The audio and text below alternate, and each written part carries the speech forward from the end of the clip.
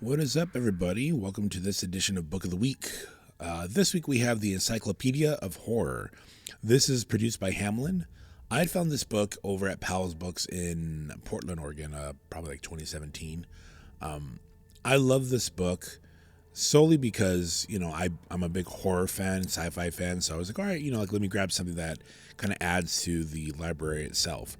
And over the past month or two that I've been uploading most of the horror stuff, I talk a lot about having to need good reference and, seeing where the lineage comes in from those things. I think a good artist uses reference. I think a great artist understands reference. The Encyclopedia of Horror is a really good linear understanding of where does horror lie in each decade. And before they made theirs, where did it come from? How is it inspired? Not just from the context of storytelling like in movies and cinema and painting, but just storytelling in general when books were, worth more than gold in some cases.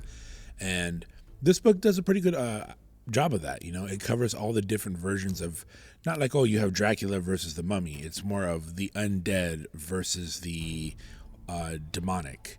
And why did they create them this way? What was their mentality behind it? So if you really just want to kind of have something that helps you understand better behind the reference you have, check out the Encyclopedia of Horror, available for like $10 anywhere you can find it.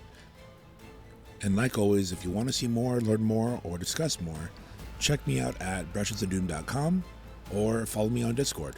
See you later.